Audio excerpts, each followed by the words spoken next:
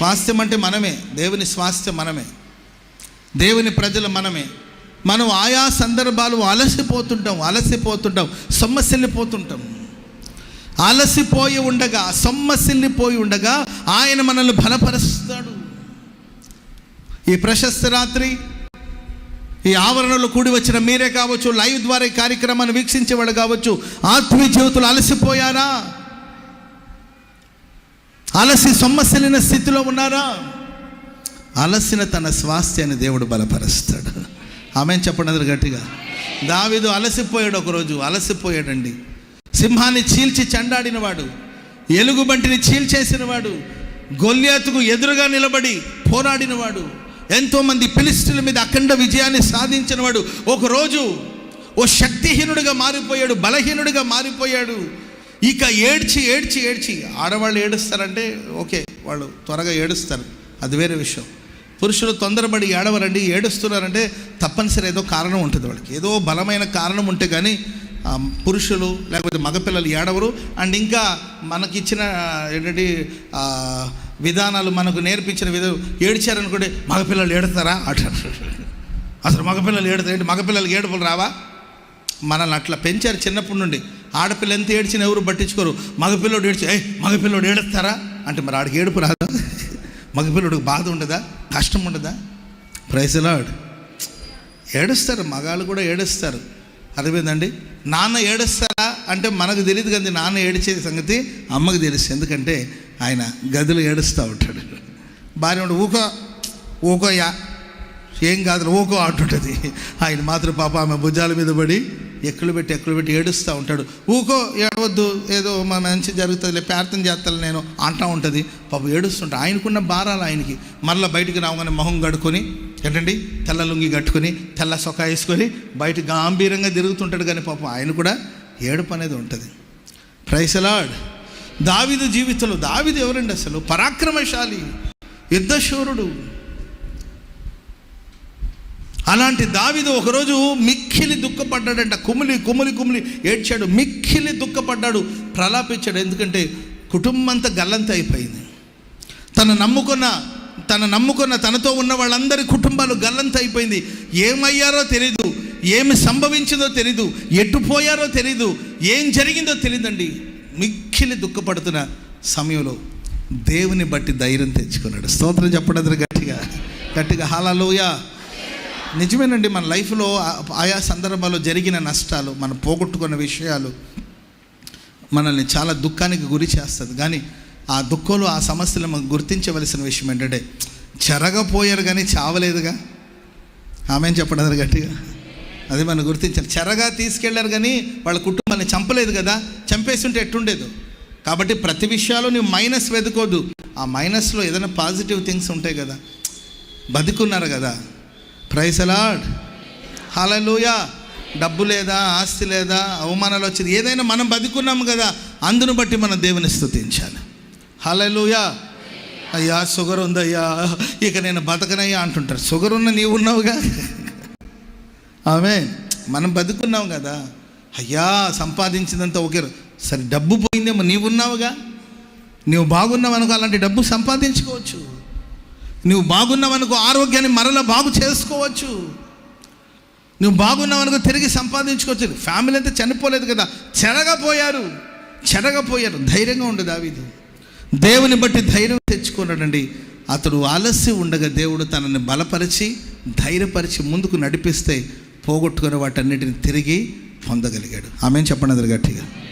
నా దేవుడు నీ ఆత్మకు బలం ఇచ్చునుగాక, నీ ప్రాణంలో త్రాణ పుట్టించునుగాక, నీ దేహానికి నా దేవుడు బలం అనుగ్రహించునుగాక, శక్తిని అనుగ్రహించునుగాక. యెహోవా కొరకు ఎదురు చూచువారు నూతన బలాన్ని పొందుతారు. హల్లెలూయా. సర్వోన్నతుడా నీ సన్నిధిలో బలము పొందిన వారెవ్వరైనా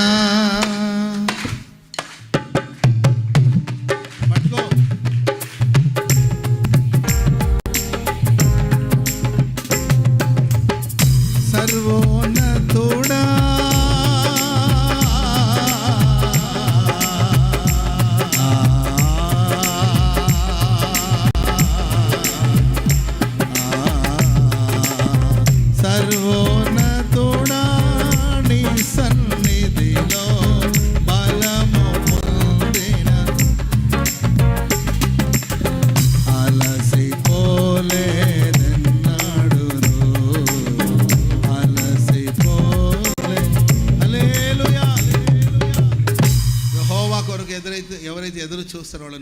సంపూర్ణమైన బలాన్ని పొందుతారు. పరిశుద్ధాలయమందున దేవుడు మనం అలసి ఉండగా మనల్ని బలపరిచే దేవుడు.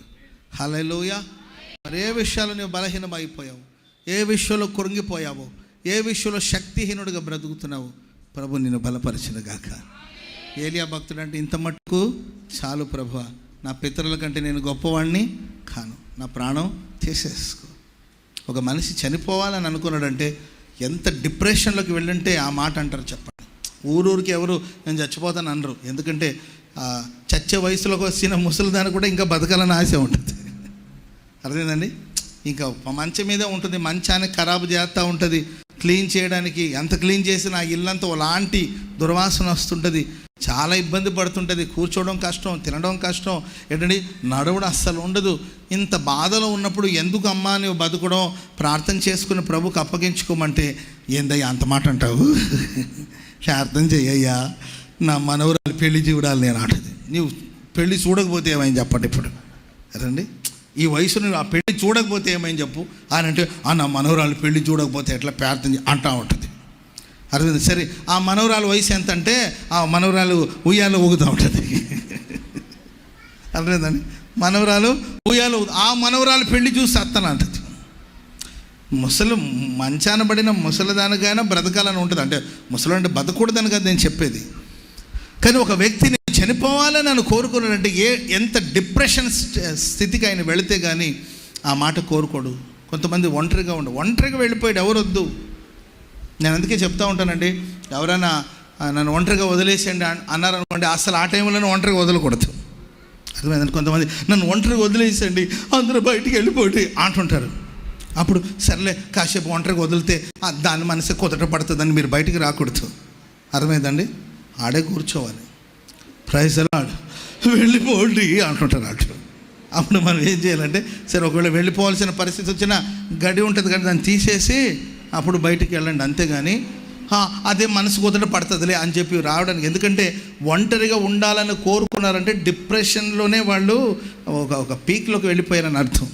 ఏమైనా చేసుకోవచ్చు ఆ టైంలో. సాతానుగాడు ఎలా అయినా వాళ్ళని వంచవచ్చు. ఒంటరిగా వెళ్ళిపోయాడు. ఎవరైనా తీసుకెళ్ళొచ్చుగా, కనీసం దేనికి దానికి పనికి వస్తాడు కదా, కనీసం వాటర్ బాటిల్ అన్న పట్టుకుంటాడుగా. అటు పనివాడు వస్తే అవసరం లేదు నువ్వు ఇక్కడ ఆగు అన్నాడు. అయ్యగారండి నేను ఆగమంటలా, అయ్యగారండి నేను వస్తాను ఆగమంటలా అని చెప్పి ఆయన అటు వదిలేసి వెళ్ళి బదరి వృక్షం కింద కూర్చోడు. బదరి వృక్షం అనేది ఆ చెట్ల నుండి ఒక విషపూరితమైన గాలి వస్తుందంట.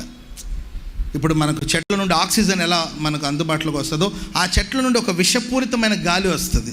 ఆ గాలిని పీల్చుకొని చచ్చిపోతారంట. నేను వెళ్ళి ఆ చెట్టును వెతుక్కొని అక్కడ పడుకున్నాడు. అట్లానే చేద్దాంలే మనం. ప్రేమైన ఎంత ఏలియా ఎవరు తెలిసిన ఆకాశం అగ్నిని కురిపించినవాడు. Praise lord. హల్లెలూయా. ఇలాంటి వాళ్ళు కూడా వస్తుంది. పాస్టర్ గారు అంటే మీకు కూడా కష్టం ఎందుకుండవండి చెప్పండి. పాస్టర్ గారు అండి మీకు కూడా దాహం వేస్తుందా అంటే ఎందుకు ఏదండి దాహం? పాస్టర్ గారు అంటే మీకు కూడా ఆకలి వేస్తుందండి. ఎందుకు ఆకలి లేదండి? అర్ధరాత్రిలో అయినా ఏంటండి నడు రోజులు కూర్చొని అన్నం తినమని తింటాం మేము అసలు. అర్థమైందండి?